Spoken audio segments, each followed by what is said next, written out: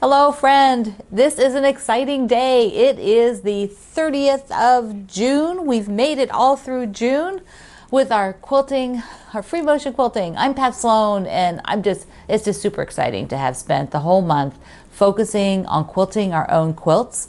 I was reading some of the notes from you on our Facebook group, Quilt Along with Pat Sloan, and several of you have done major work with your quilts. Not only just practicing, but you got actually all kinds of quilts finished. You went into your stash of tops.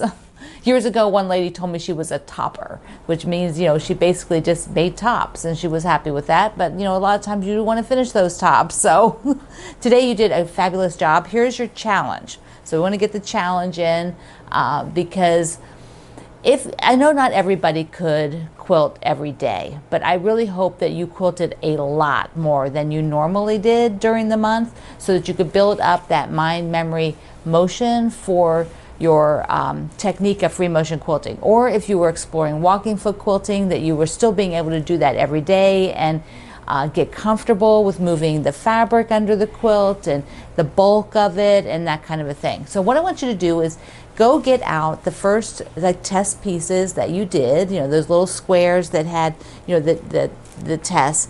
Go get those out and get out something that you've just done like yesterday or something you'll do today, and take a look at them.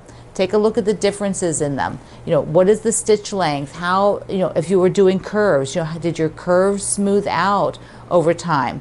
And then this is a hard one. I know it's a hard one, but be honest with yourself and say, how many times did you actually sit down during the month? If, instead of just saying, oh, it didn't improve, did you actually work every day? Maybe you weren't able to. Not everybody was able to. Maybe you only did it like 4 times during the month. If that's the case, then it's really not going to improve a whole lot with just 4 tries during the month. But if you were quilting a lot during the month, most days, I imagine that you will see a huge difference in your free motion quilting. And then if you're doing a lot of walking foot quilting, think back to, how you were handling the quilt to begin with. How are you handling the quilt now? Do you feel that difference? Do you feel like it's easier, that you've gotten better technique for how to get it into the opening? Maybe you're fan folding that you didn't do before, or maybe you're remembering to move things, when you need to move them. Instead of waiting, like the drag on the table is a killer for any kind of quilting. Once you start to feel like it's difficult to push the fabric, get it up off of the drag, or get it up off your lap, pile it up on the table. So today is your review day. That is your challenge. Review what you did, and I would love for you to give me a status. Tell me in the comments here at YouTube or over at the Facebook group if you want to show your first one and your last one. That would be so awesome. Put them next to each other. It was just a lot of fun for everybody. It's fun for you to take a look at it and know that sometimes practice does help. I know, it's hard to hear, isn't it? Like you just want to sit down and be perfect, but not many things are like that. So, okay, that's your challenge. You did it. You did it. So July. We are definitely having a July challenges. So I have the calendar. I don't have it printed here, but the link is below the video here, and it went out the other day so that you can go download your July calendar, and on there are the challenges and the projects that are going on in July. Okay, so what else do we got here for today? All right, so for a few of you, didn't see the prior videos with the Christmas fig. So here's the blue and white quilt behind me. Is actually a blue and white, hold it up just a little bit more, Greg. Yeah, blue and white version of this Christmas fig book by my friend Joanna Figueroa, which is where the word fig comes from. So Greg's going to just show you again in case you missed it on the other videos. I'll just scoot over. Yay! So it's a beautiful sampler. I loved making it. I made both the red and green version and the blue and cream version. So it's I highly recommend it if you want a sampler that size, and you can actually add some borders to it and make it a little bit bigger. Link to the book is below, so you can pick it up if you are thinking about it. Okay, what do we got? Let's do a Q&A. So I had a question. I don't remember who asked it.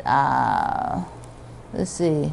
I know I didn't write the name down, but somebody asked me, how do I deal with in my room the electrical cords and the electricity and things like that?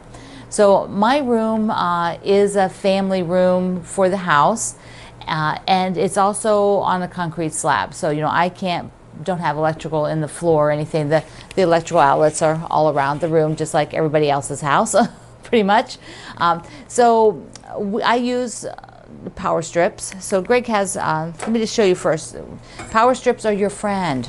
So these power strips, I'm sorry. Yeah, so the power strips are really helpful. I've got several of them in the room, and that way I can turn the whole electric off, like to the sewing machine, or you know, if your electric power can handle having the iron on there too, the iron, the computer, you know, whatever. So these power strips, I have several of those. But I think the key thing I have that you might not know about or have used, I think would be super useful for quilters in our studios, are cord covers. Would you call them that, Greg? A cord? Yeah, for the floor. For the floor. So here's what they look like on the top. Like, sort of hold the whole thing, like, so you can see how long it is. Yeah, they can be cut any length. Oh, okay. Do they come about this length? Usually about 6 feet or something, maybe 4 feet. Okay, so what he's showing you right now is the underneath side. So can you like use both hands and pull? Yeah, so you would pull that and you would shove your cords in there. It's not easy. They stay in there pretty darn. They can't see it. Yeah. Okay, so there's the whole thing. This is the top part. So when it's flat on the floor, yeah, lay it just down the table. Yeah, there you go. So when it's flat on the floor, it's curved. And you probably have seen these in offices maybe, or facilities you've gone into, maybe a library or something. So you need to bring that in for your island. Right, I have this koala table is in the middle of the room, and so the cords have to run to it. So I have one on both sides. I have one right here. Greg, can you even show that one? No, I can't get it down there. Oh, can't get it down there. No. So there's one right below me, right here, and then there's one on the other side of the table. Okay, so those, I'll put you a link to, you can pick the video up. So I'll put you a link over to find those, and they are super useful. If you've never tried them, I think they would be great. Do you have another tip on those? Yeah, the other thing is to watch out for your power usage so you don't overload on your iron and things like that. Okay, so. And we have to pull from the kitchen socket to run your iron. Right, because yeah. it's a heavier duty socket. Yeah, so you know, you do need possibly, you don't want to blow a circuit. That's the whole thing. It's like if you run, you know, you've been to a retreat or someplace where, you know, it's too many irons and blows a circuit. Irons are what pulls all that energy. It's the irons that are going to blow your circuit. So he's plugging mine into the kitchen, which has the oven and all the other heavy stuff. So it's got a heavier circuit than this little family room did, which basically would have had a TV and lights when it was built. You know, it wasn't really built for heavy duty. So that's something to look at, and those cord covers are awesome for that. All right, so let me give you an update. Today is Tuesday, and I actually am filming this prior to Tuesday.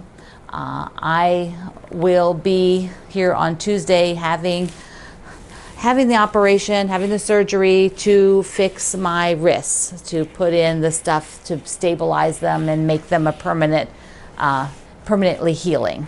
So that means after today, you know, after the surgery, which is scheduled for the afternoon of Tuesday afternoon, after I'll be home when I come home that evening, it'll be a couple days before I do another video, because I know that I will need a little bit of time to just get some energy back.